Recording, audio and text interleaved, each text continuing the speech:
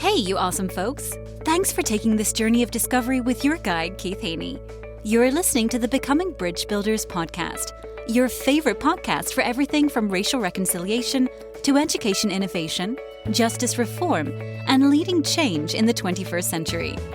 This podcast is for people who love to be challenged with difficult topics, but want practical solutions to solve these challenging issues. Becoming Bridge Builders makes change possible. Each week on the podcast, Keith invites innovative thought leaders to share how they are building bridges in their area of expertise. You will hear breakthrough ideas and concepts that are changing the world. He's featuring guests who are best-selling authors, leaders at Microsoft, entrepreneurs, leading educators, professors, lawyers, and so many more. Listen in to learn how you can be the bridge to the change you are seeking. My guest today is featured in Times Square, Nico Lagan. He's an influential entrepreneur, men's coach, AI specialist, social media strategist, sales expert, author, and host of thought-provoking podcasts, The Nico Lagan Show. With more than 100,000 followers, his content currently gets between 5 to 10 million monthly views, leading him to appear on TV, radio, and podcasts like Sean Kelly's Digital Hour. With over 300 guest appearances under his belt, both as a guest and a host, Nico's story is both inspiring and enlightening. Nico was an experienced sales engineer in the techno-communications sector for over a decade. But it wasn't until his technical knowledge that made him great about his commitment to personal growth and the art of human connection. Realizing that effective communication is as such about understanding human behavior as it is about the subject matter, he delved into the world of neuro-linguistics programming, NLP, and psychology. It became the cornerstone of Nico's sales approach. He quickly learned that leveraging these techniques, he could not only establish rapport with his clients, but make them feel understood and valued. This wasn't just about mimicking gestures or repeating phrases. It was about genuinely connecting, about recognizing a client's underlying needs and addressing them proactively. We welcome Nico to the podcast. Well, Nico, it's good to have you on the show today. How you doing? I'm good. You? I'm great. Enjoying so far the new year has gone pretty well, but it's only 3 days into it, so there's plenty of time to mess it up. Don't worry. That's right. Plenty of time. Plenty of time for things to go south. Yep. But so far so good. I love to ask my guests this question, kind of get a chance to get to know you a little bit better. What's the best piece of advice you ever received? That's a good question. I can't think of one right now. I don't think, unfortunately, I don't think I was given that many good advices in my life. I think that they're mostly learned by trial and just by making mistakes. Because off the top of my head right now, I cannot think of a piece of advice that really changed my life outside of just listening to myself, like just listening to. This might sound weird for a lot of people. I don't know exactly the audience, but I've always had instincts. And Sure. Forever I called it instincts until about a year ago I discovered that it was just God speaking to me. So that's it. I get all the information I need by just listening. So by listening to something that's not necessarily physical in front of me. So advice, I'm being told what to do all the time. So, but are they advices or more highly recommendations that you should follow? It depends on how you see it. But yeah, to answer your question, I don't have one specific one outside of just make mistakes and learn from them. You know, it's funny you said that. For years, I thought I was really smart. And then like you, I had the revelation that it wasn't me who was making up all these things, but it was God giving me things to do. I'm like, I thought all these ideas were mine. It was very humbling. But, you know, at the same time, I think it's a great thing because, you know, I'm a big fan of Nikola Tesla and one of the smartest guys, like even Einstein considered him the smartest guy that ever lived. So, and he speaks in one of his book about how he was able to connect with some type of information database somewhere, that there's something in the universe that he could access. Nothing is invented. Everything's already been invented. It's just certain people have access to that database, if you will, and they're capable of downloading stuff from it. But it's interesting because that's how I see it too. Like, I understood what he meant, but I didn't understand it personally. Like, I saw what he meant, but then once you realize that God's always talking to you, you realize that it doesn't belong to you. And if it doesn't belong to you, all you need to do is to listen and to serve. It makes things extremely simple when you realize that you don't have a lot of control. Exactly. We always are taught that we're just stewards while we're here, that we don't own it, but we're borrowers of it. God controls it all, and he gives it to us and gives us the task of managing it, being good managers of the resources he gave us. So you're right. You're tapping into the resources that really aren't yours anyway, and only here for a limited time while you're here to use those. So make the best use of the time that you have. But one thing you do need to have as an individual, though, and that one is on you, is faith. Yeah. This, unfortunately, that one's on you. That's 100% you. God cannot give you faith. You're gonna have to have faith by yourself. You just need to start listening, paying attention to what's going on around you. And if you believe in coincidences, you don't have a lot of faith. Right.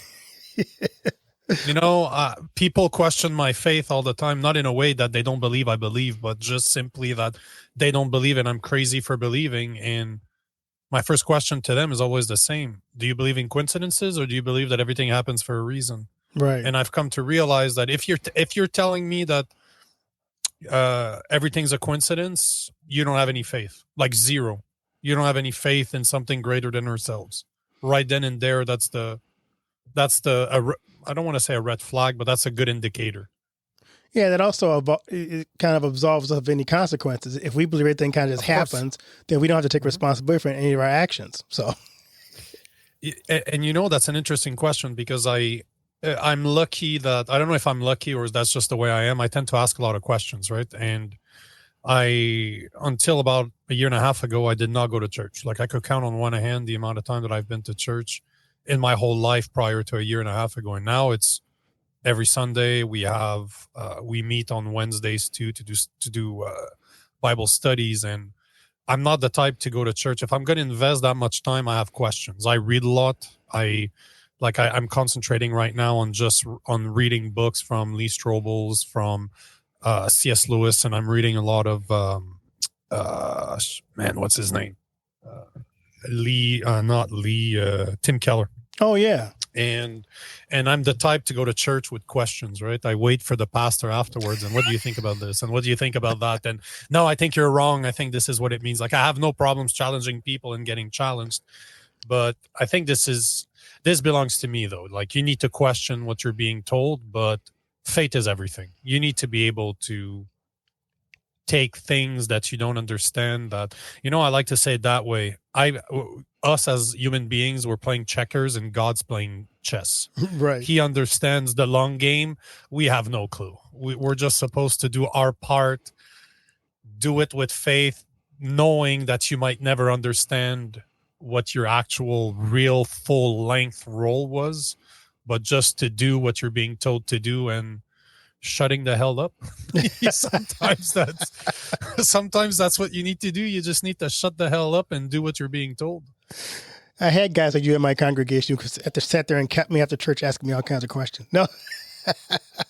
And that's me. I'm always like that, because I'm a bit, I come from a Buddhist background. Oh, okay. So I was into Buddhism for years. Like, I probably was into it for a good 10 years. And, it's recent. Like, it's really a few years ago, my buddy started suggesting I read the Bible. He's a Christian, but he recommended I start reading, and I did. And since we've been traveling the US, it's really been more and more and more and more. And especially recently, that's all I'm reading about right now. And I come to realize that, Buddhism is simple. Buddhism is selfish. It's all about me finding illumination, me being enlightened. And then you look at Christianity. Christianity is probably the hardest religion out there because God expects a ton from you.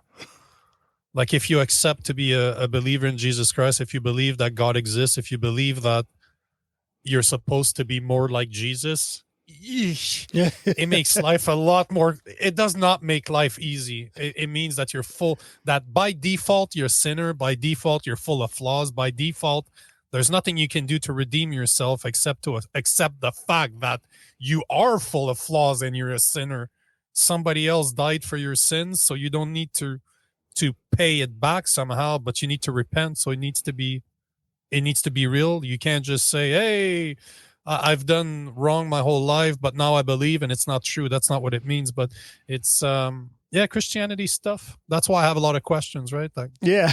I'm a philosopher at the same time, and I think theology, psychology, and philosophy, they all interconnect, which is why right now I spend more time reading about the Bible than I do reading the Bible, because I like to understand what people believe. Then I'll reread it again, and I'll say, you know what? Okay, I see what he's saying. Right. Like I see what he's saying. I disagree with what he's saying. So it's guys like me are either a very good thing or a nightmare for pastors. No, you were a good thing. I love to be questioned. I love to, because it made me think too, because you can easily sleepwalk through your faith unless you have to sit there and really think about difficult things. And so, you just can't not ever go deeper than that. So it's always fun to me. Like I like to, I always joke, I like to take a text and unpack it and look at it from historical, look at it from doctrine, look at it from theology, because there's so much there that if you miss the history part of what did the people of that time hear in that text, it's not just taking and transporting in 2022 or 2024, but it's like, what did they hear? What does that mean for us today? And I think there's a lot of context that needs to be explained too, right? Right. Like there's a lot of words. Like I was just listening to a video earlier. There were 3 women talking about Christianity, about the gospel, and they're all Christians, but they were saying, one of them was saying that she studied the gospel for a long time, and there was a specific passage that was referring to women. It's in Genesis, but I can't remember the actual verse, but it was saying that God created us to serve men. Created women to serve men. That's how the translation is in the Bible. But then she started studying the Jewish text when it was still haven't been translated, and it's not the same thing. It's not saying that women are supposed to be subservient to men. They're supposed to serve men, but in a way where they help us achieve something that we can't achieve by ourselves. So it's very interesting because it needs to be put into context, because if you read it, you're like, what the hell did you just say? I'm supposed to be a slave to my man? Yeah, that's not quite what's written there, right? Yeah. It's like the word, like the whole wives submit to your husbands that Paul talks about. He's not actually saying that women are less than men. As a matter of fact, as you look at the context of that, Paul is actually lifting up women because women were second-class citizens. And he's like, look, love your wife as you love yourself. In other words, elevate up to the level where you are. And that submit just means that you are both in this together and you complement each other, is what Paul was actually saying. So if you look at it and go submit, and you're thinking dog and, do what I tell you to do and shut up, that's not exactly what Paul's saying. It's interesting because there's a lot of Christian men that talk about this, and they're always trying to elevate women. They're always telling there's 3 waves of feminism. The first 2 were the first is we want to vote. The second, we want to be equal to men when it comes to the workplace. And the third is trying to replace a perceived patriarchy by matriarchy. Right. So the women today are being lied to by being told that they can act like men, like concentrate on your career, don't care about kids, don't live in your masculine energy. And then they wonder why they're twice to 4 times more depressed in their 30s and 40s compared to women with children. So there's a lot of men that are coming out now on the Christian side to say, listen, we're not saying that you can't do those things, but this is not what you were supposed to do. You were supposed to be a mother. You were supposed to give children. You were supposed to be a caregiver.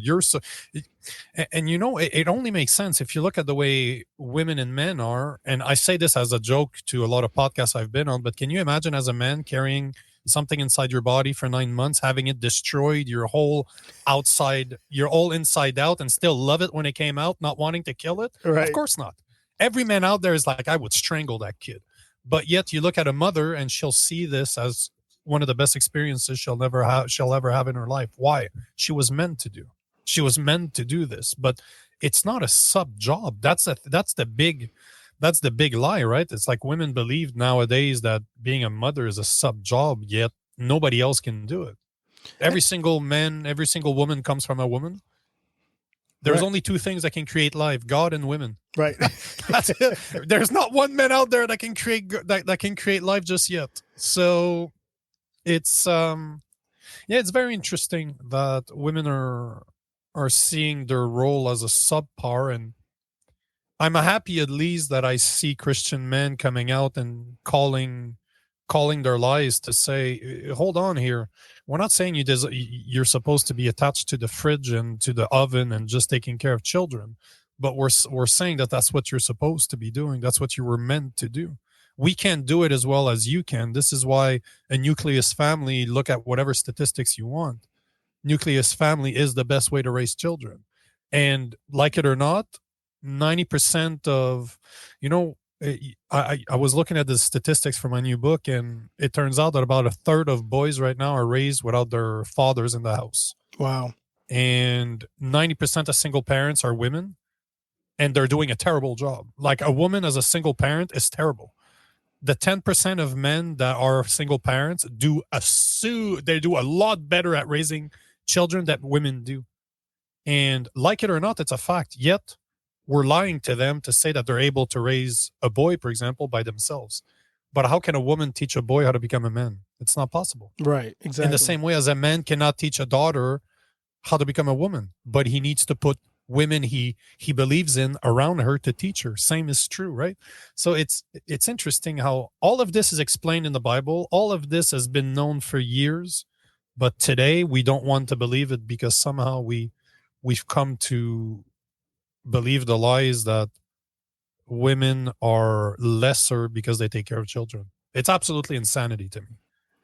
I think the other aspect of that too, and that along that same line, is we have devalued the family in general. We don't understand that having a child is not about losing something. Because I keep hearing now the new trend is, look at us. We're two married people who can do whatever we want to do. We can travel. We can do all that because we don't have any kids. Mm-hmm. But you also are very selfish. When you don't have kids, you don't understand sacrifice. You don't understand what it's like to love something outside of yourself like you would your child or your wife. And children help you to learn to be less selfish.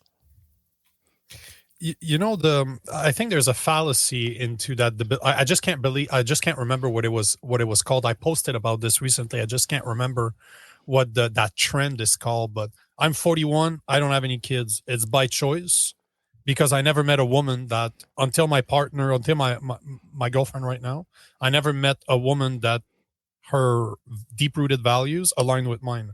I knew that if I had kids with a woman that I've been with before, it would have been a big problem. I would have ended up in jail for murder because I wouldn't have been able. Like, I did not want to go down. I did not want to go down that road, but I've always wanted some. I just knew that you need to have the proper partner to do it because I come from a broken down family and I know the impact that it has on a kid. Exactly. And so I sacrificed not to get some, but now I do. Now I want some. This is something we want. This is something that we want this year. It's just that understanding that we don't want kids at all, that my life is going to be better without it. You're insane. You're absolutely insane. You're probably just too young to understand too. Right. I think there's a lot of that too. There's a lot of ignorance in those type of trends, right? And if you think about the long term of that, if that becomes a worldwide trend, humanity's gone. Because But at this, but it might not be that bad of a thing, because a lot of the people that say, if you listen to those videos, like the trend that we're talking about here, if you listen to some of the videos, they are some of the most selfish people I've ever heard. right, Like the way they speak, yeah. they're so selfish. So at one point I'm like, maybe it's not that bad of an idea that you don't have kids. Yeah, exactly. You know, we used to live in a world when the world was harder, when men did not protect everything, when men did not build a society to protect everything around it. People did not live as long as we do today. People that did not know how to survive did not survive. So the ignorant, or I have better terms for them, but let's say the ignorant people did not have children because they wouldn't have been able to do so. They couldn't take care of them. They didn't know what it took to do it. But now everybody's surviving. It's not very complicated for people to have kids today, right? The government's going to take care of you if you can't afford it. Right. So we talked about yeah, go ahead. Yep. Sorry. Go for it. No. Go for it. Well, we were talking about the trend in the feminist movement. I think the other trend that I want to talk to you a little bit about too is what's happened to masculinity in our culture. It's almost like it's under this new kind of assault where we're not even sure what it means to be masculine anymore. Mm-hmm. So if you were trying 100%. To define that for people who have lost the idea of what masculine, how would you define it? Well, I'm writing my second book exactly on that right now. So there are 5 virtues of a good man. A man needs to have courage. A man needs to be a protector. He needs to be a provider. He needs to have temperance, and he needs to have faith. And those are, of course, you can have a lot more than that. There's a lot of skills that are attached to those, but there's a massive difference between virtues and skills, right? You can have 1,000 skills, but there's not a lot of virtues in life. Like those are deep-rooted belief that you have that define who you are as a person. Skill is just a talent that you've developed, right? Or could be a natural one. It could be something you develop, but virtues are something you're going to have to work extremely hard and you're going to live your life by. And I've done a lot of studies, and I come from a broken down family. My dad left when I was 14 years old, and I can look at the past 27 years, and those are the qualities that I've built over the years. Like it was done over a long time because I didn't really have anybody to teach me. It's always something like I had to find people to teach me portions of them. Like, I learned courage through learning martial arts. But in order to learn martial arts, I had to be bullied first to realize that I was a coward. So, and it took me years to deal with that, to say, you know what? You can be a victim all your life, or you can choose to do something about it. If you choose to do something about it, that means you need to know how to fight. That means that you need to go in a gym where there's a bunch of killers that are going to punch you and kick you and submit you. And you know what? You're going to hurt. You're going to bleed. You're going to do this. You're going to do that. And these, those are all the realizations that I've had over the years. And it's missing today. Like we don't have like I said earlier, 1/3 of our boys are raised without fathers in the household. And so that means that 1 out of 3 boy does not have somebody to teach him what it is to be a man. Right. And that number is growing. That number is just growing and growing and growing and growing. And we're losing all our rites of passages. Like the only rite of passage that we still had was the Boy Scout. And I'm not saying that it was a great one, but I'm saying that at least it was something that was reserved for boys, where boys could be around mature men that would teach them skills, that would teach them values, that would teach them all the benefits of being around other boys, being around other men, being able to be boys. The old expression, boys will be boys. Yeah, but not today. Boys will be girls. Right. Like when boys act like boys now, they're being reprimanded for doing so and not being like little girls. And this is problematic. You look at society, name me one rite of passage that's still here in North America. See, I can't think of one. Boy Scouts was about the only one, and now girls are in Boy Scouts. So there's no place for boys today that is well known where they can be around other boys, around other men, and develop learn what it is to be a man. We always need, boys and men today always need to be careful about the amount of masculinity they put out there. It's a very interesting concept to understand or to realize, because when you think about it, this is a brutal example, but it's absolutely true. I was watching a video the other day, and the guy was on a podcast with a bunch of younger women that was saying that men weren't needed, that they don't need men, this and that. And the guy looked at her and he's like, okay, you know what? Do you realize that the only reason you have rights is that we allow you to have rights? Because as a woman, you do not have the physical need to force people into submission. So technically, men allow women to be free. Why? Because we're supposed to serve our family. We're supposed to build a society where we're free. We're free. I'll put it in air quotes, as free as we can. But this is the role of a man. But it blows my mind that women today look at men and say, we don't need you. Yet, if something happens to you, you need help. Who do you call? A police officer. 93% of them are men. Firefighter, above 90% of them are men. Military, above 85 to 90% of them are men. If you look at construction workers, if you look at the 20 most dangerous jobs right now, 95% of the people that do them are men. Not because women can't do it, because women don't want to. Because it is not something that appeals to women. Because you know what? Men are bigger, we're stronger, we're faster. We have more muscle mass, our bone density is higher. We take more risks. We're ready to do more because it is into us to help. It is into us to protect. It is into us to serve our family, to serve our community, to serve God. In the same way as it is into women to bear children, to take care of the children, because they can teach them things that men can't.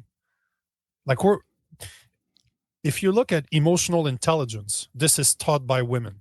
Women need to teach emotional intelligence to their children. It does not come from men. It comes from feminine energy. Yet study shows that women will not be a good mother if they do not feel secure in their environment.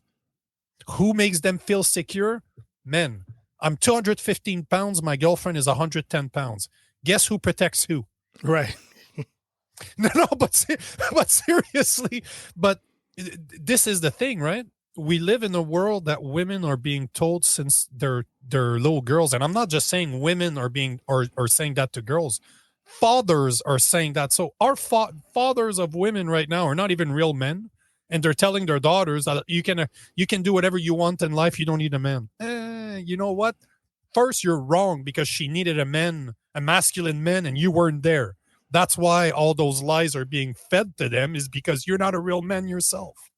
But at the same time, they're being told that everywhere, that women can do whatever it is that they want without ever relying on a man. And, you know, one of my buddies calls it the aquarium effect.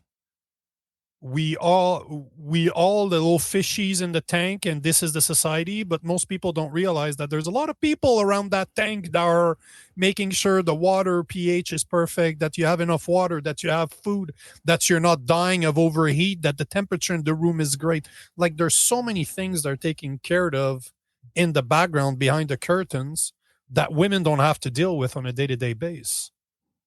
So they're born in a world that's so far detached from the real world that they're capable of saying, you know what, we don't need men. So in your opinion, how does society get back to, I would say, what you're talking about is society's out of balance. 100%. We used to have balance where we understood our roles and we respected those roles because all those roles were important. No role was more important than the other, but we needed those two roles to work together. We needed the men 100%. To provide a certain thing. We need women to provide nurture. We need them to provide emotional intelligence. We needed men to be protectors. So now the society's kind of flipped upside down. How do we begin to get the next generation, even this generation, to really appreciate their God-given role in the world? Stay with us. We'll be right back. And now a word from one of our sponsors, For Freedom Mobile. If you're using AT&T, Verizon, or T-Mobile, then you're being tracked. Mobile providers collect your location, communications, internet activity, even your financial transaction. They sell that data to anyone willing to pay for it and provide it to the government without a warrant. Switch to For Freedom Mobile and you won't ever have to worry about big tech or big brother tracking you through your mobile phone again.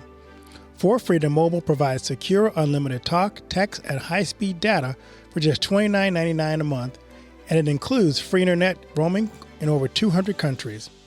Sign up for the service by visiting 4freedommobile.com and using the promo code BRIDGEBUILDERS to get your first month for only $9.99. See 4freedommobile.com for details, just like the number 4, freedommobile.com.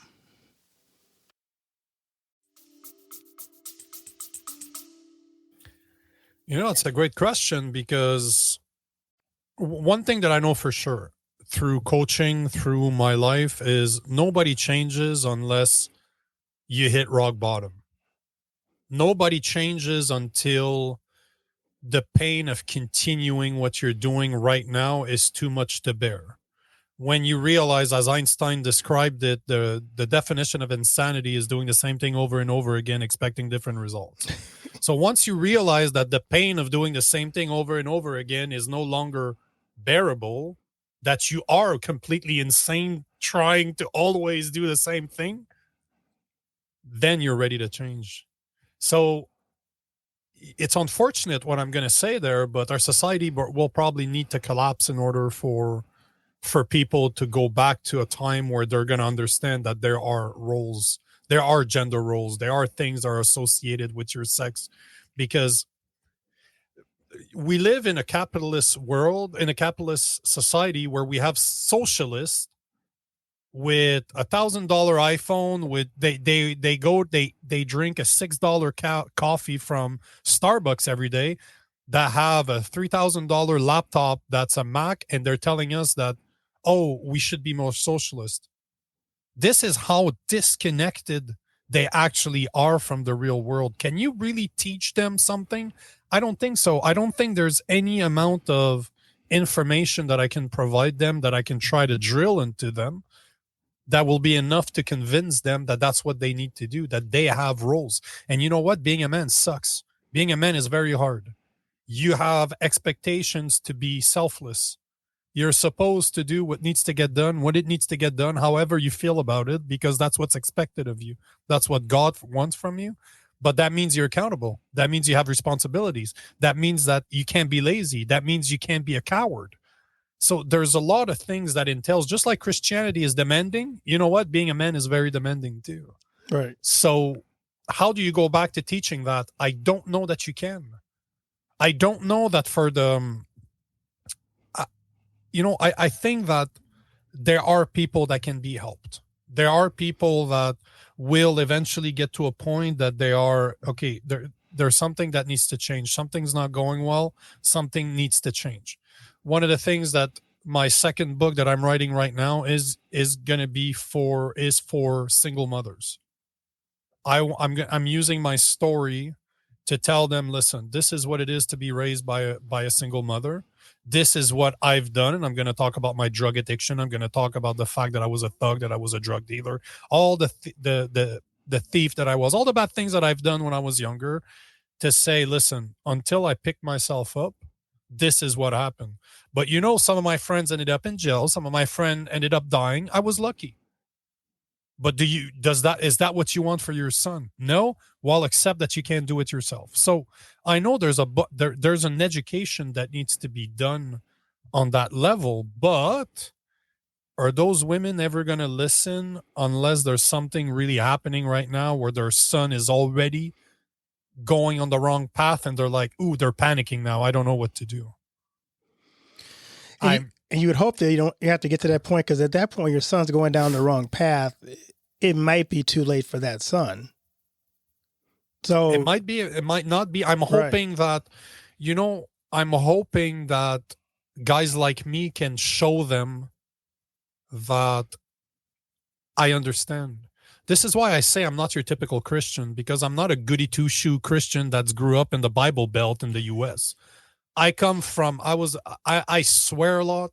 I say what needs to get said. I don't care that you agree with me or not. I'm not here to tiptoe around your feelings. If my words hurt your feeling, guess what? It's your problem. If your life sucks, guess what? It's your fault. But at the same time, if you have the power to destroy your life, guess what? You have the power to make it good too. You just need to have guidance. And I think that that's all we can do. I don't think that there's much more that we can do, except for me, for example, to create the best content that I can do, to reach as many people that I can do, in order for them to see me as a guide, to take my life experience and to say, you know what? Okay, I get it. If he went through this and I've been through this too, but he's been out of it, now he's doing a lot better, now he's helping others, well, maybe I should copy a bit of what he did. Maybe all I need is some steps that I can put one after the other, just little steps that you can take one after the other, and then it's going to bring you to something. Or, some of the great, look at coaches, look at any coach, especially I like to use sports coach or martial art coaches. Most of the coaches out there are not there to really teach you about sports. They use a share value, a share passion. Let's say basketball. I grew up playing basketball. Let's say that a good basketball coach is going to use basketball to teach me life lessons, but he's going to do it into a context of basketball because I'm too young to understand, or I'm too ignorant at that point to understand. If he would sit me down and say, hey, bro, you need to stop doing this. You need to stop doing this. You need to be more disciplined. You need to help more around the house. I wouldn't understand. Right. I wouldn't be paying attention. But if you show it to me by using something that I love, basketball, I will start to understand. And this is all we can do, right? Is try to find ways to communicate with those young men, how to communicate with those single mothers to say, this is the reality. I feel you. I understand you. I know where you are. I've been there. But there's a way out, and this is how you can do it. So if you had a message for a young man, young female right now, who may be teenagers who are just starting out on life, what message do you have for them today? I can't really talk to girls because I'm not, like, I don't know what it is to be a girl, a young girl. I don't know what it is. And no matter what people say out there, there's no man out there that understands what it is to be a woman. You can do whatever you want to your body. It won't make you a woman, bro. I'm just going to say it right now. But for the young men out there, you just messed up the YouTube feed on that one. No, I didn't name names. I did not name names. Believe me, I talk about this every day. I know how to get around it. But all to say that when it comes to young men, find people to emulate.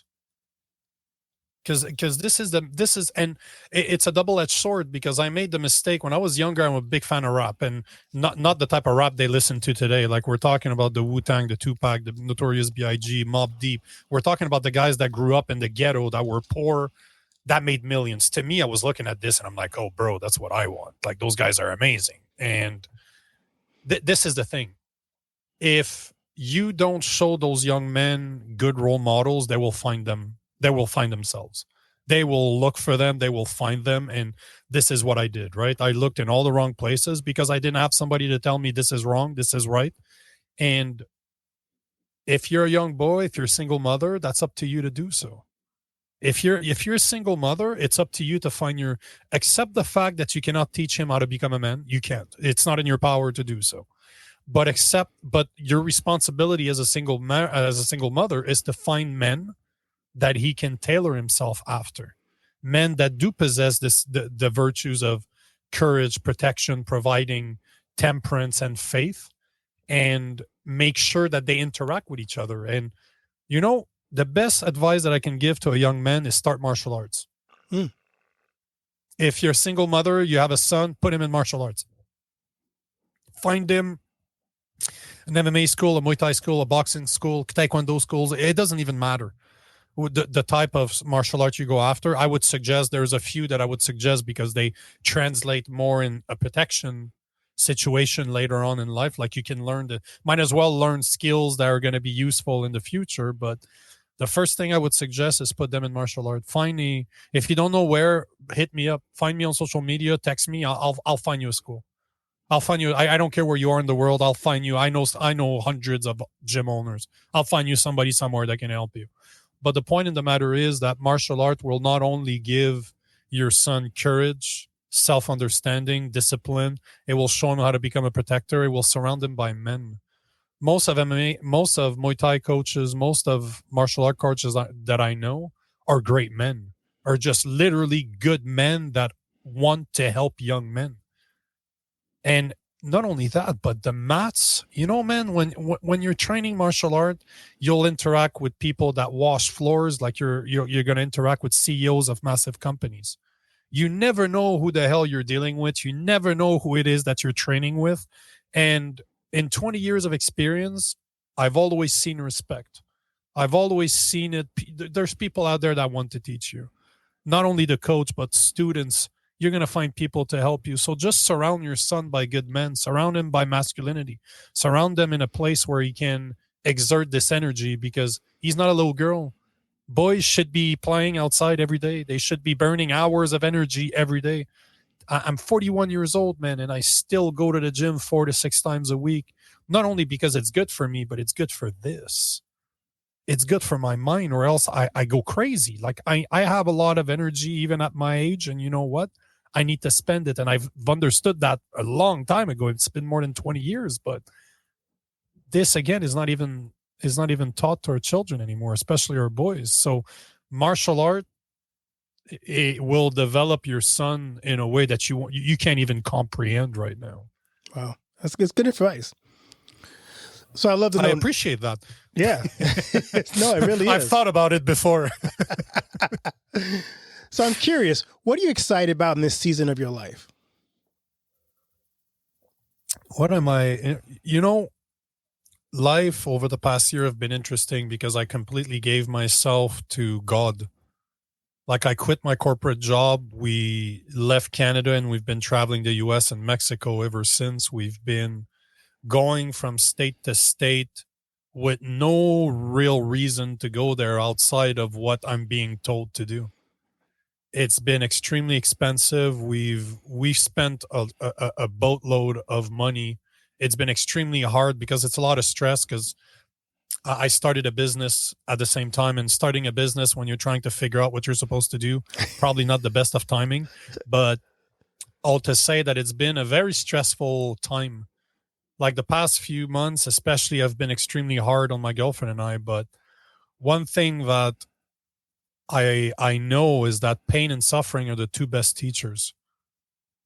And just read the Bible. It will show you God always puts pain and suffering on the path of the people that he believes in, the people that he knows are supposed to do something. He will make you hurt, because unfortunately we're a bit stupid, especially men. I know for myself, I need to get smacked in the back of the head every now and then. I need to lose everything in order to realize what actually matters in my life. And this is the path that I've been on over the past few months, and it's getting better, but there's still a lot of learning to do. And am I excited about it? Am I tired of it? Can I not wait for it to be done? Yes, and yes. But I'm trying, happiness is a state of mind, is not a destination. It's something you can decide to be pissed off right now, or you can decide to be happy right now. This is 100% on you. That's your choice. And, I always keep in mind a story that I heard years ago where a man was asking God for patience. And God looked at him and said, you know what? I can't give you patience. But one thing that I can do is put you in situations that will force you to become patient. And this is what the past few months have been. And I got a feeling that the next couple of months are going to be a bit of the same. But yeah, I'm excited about being hurting. I've embraced pain a long time ago, and I'm excited to see what comes out of it. So if I pick this up right from you, what I'm hearing is be careful what you ask God for. Not necessarily, because I didn't really ask for this. Oh, he volunteered it for you. I don't think it was a volunteering either. I think I was, this is the thing. Once you start being self-aware, in my early 20s, I stopped everything that I did. I went back to school. I stopped doing drugs. Like I did a complete 180, and, I started becoming accountable. And I'm not saying I'm perfect by any stretch of the imagination, but I started becoming more and more accountable, more and more aware of what goes on around me. And now it's to a point that I just have faith. It's to a point that something speaks to me. I know how to talk to God. I know how to listen to him. And I know what I'm supposed to do. I don't understand the goal. I don't understand where this is going to take me, but I understand that I'm supposed to be doing exactly what I'm doing right now. There's no doubt in my mind. It's 100% what I'm supposed to be doing, but I didn't ask for this. I could have stayed a sales engineer and make $300,000-$400,000 a year and just buy more houses and just sit and just pack a bank account, continue investing the way I was doing, and it would have been easy. But what's the number one regret of the dying? Living a life others expected and not the one you wanted to live. And I want to live the life that God wants me to live. So that means sacrifice. That means not knowing what's going to happen. That means having a lot of faith. And this is all I have today, is really the faith that I'm doing the right thing because that's what I'm being told to do. But it comes with the consequences of not having an easy life. Right. So I love to ask my guests this question, Nico. This has been a great conversation. But as you think about all the things that the path that God has led you on, what do you want your legacy to be? I don't know. I don't have a legacy path. You know, there was something in Egyptian mythology that really resonated with me, and I've carried this in my mind for probably 10, 15 years now. They believed that when they die, they will face God. And God would take their heart and put it on a scale. And on the other side of the scale, there would be a feather. And if their heart was lighter than a feather, they would be admitted into heaven. And I'm a big fan of philosophy. I love psychology. So I like to break down things and try to understand what it means. So basically, I broke it down to this. If you do more good than bad, you will be able to go to hell. You won't go to hell. You'll be able, if you love God, if you understand that you're supposed to serve, if you understand that you're supposed to put the needs of others before your own, you do more good than you do bad. And for the bad that you do, you repent, you'll get into heaven. So I think that my legacy on earth, as much as, the only thing that I hope is that I can leave this place, that the planet was a better place with me in it than without me. I like that. Yeah, that whole part of faith is, leads us to do the things that God wants us to do. And the results of those good things are based on the faith that we have. I like that. And they don't belong to me either. No. So the effort belongs to me. The faith belongs to me. This is something I need to make sure that I do no matter how I feel. This is 100% on me. Because God can have all the expectations in the world. If I choose to sit on my bum and watch Netflix day in, day out, well, guess what? My destiny is not going to happen. And we'll have to wait for another time to somebody to pick up the slack, right? Right. But if you have the courage, that's why the 5 virtues are so important to me, because they are, faith is not the 5th virtue because it's the least important. To me, faith wraps everything together. But, and I'm going to ask you as a pastor, what do you think comes first, courage or faith? I think faith comes first. I think courage comes out of faith. Or, 100 years ago, I would have agreed with you because men were courageous. Right. Because men had the courage. You read some C.S. Lewis, and if you put into context that he wrote a lot of his books during the First and Second World War. Yeah. He was on the radio talking to young men that were at war. He did not need to explain to them that they needed to be courageous. Right. They were at war already. Those guys were courageous. Men 100 years ago were courageous. But this is not the case of today. Look around you. Can you say that the average man is courageous or the average man's a coward? Be honest. Yeah, it's hard to find courage. And look in America right now, where a white Christian male like me is pointed the finger all the time. Like, if you believe in Christ and unfortunately, if you're Christian, you're not going to be liked very much, not in today's society. Right. So it takes courage to even be Christian nowadays. So this is why, I had this conversation with pastors before, and I still don't know. In my heart, I think that you need courage in order to have faith. But Yeah, it's again, I love philosophy. Yeah, I get you. So, Nico, for those who are listening and want to hear more of the things you're working on and doing, where can they find your podcast and where can they find you on social media?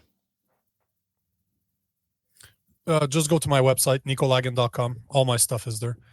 All the links in the world are right off of there. Yeah, I read your stuff. You got some nice blog posts there. You got good content. So I encourage people to look you up and follow what you're doing. I appreciate it. Well, Nico, thanks so much for just really diving in and having this engaging conversation. Blessings on the work you're doing. And when's your book due out? I would say, man, I've written a book already, and I always think it takes less time than it actually is. So I would say somewhere in the next 3 months, give or take. Because I've written a lot of it already, but it's just to reorganize it in a way that it makes sense. It does take time. So we'll be looking for, you have a name somewhere for us soon. to look for? Let's say that. I'm battling a few ones. It's always the biggest pain is to find a catchy name for the name it. was I always have a the few hardest. ideas, but I don't want to give them out because those I don't own copyrights on it, and I spent a lot of time thinking about it, so I don't want somebody to steal it. So when it comes out, we can find it on your website, though. I take it right. Yeah, absolutely. All right. So yeah, I'll run a lot of ads on it. I'll advertise it everywhere. Yeah. So give us that website one more time. NicoLagan.com.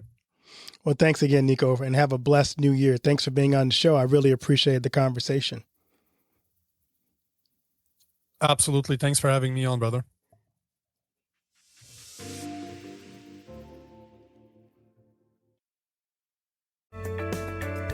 Thanks for listening to Becoming Bridge Builder.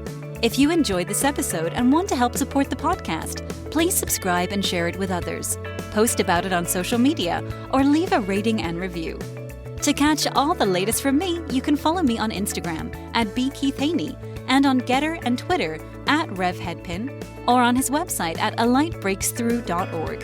Thanks again and tune in next time. Do you know that most entrepreneurs hit a revenue ceiling and have no idea why? They're working harder, spending more money, running more ads, but revenue stays flat. My friend Dr. Noah St. John calls this the invisible break. He's giving our listeners a free revenue ceiling audit to help you see what's really holding you back. You'll get a free 30-day membership to Noah Bot, giving you access to Dr. Noah's 30 years of experience to help you reach your next level. But hurry, because there's only 50 available this month.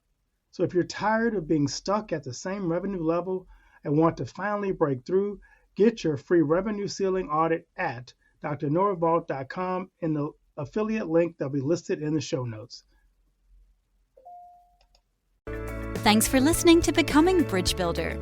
If you enjoyed this episode and want to help support the podcast, please subscribe and share it with others. Post about it on social media or leave a rating and review. To catch all the latest from me, you can follow me on Instagram @bkeithhaney and on Getter and Twitter @RevHeadpin. Thanks again and tune in next time.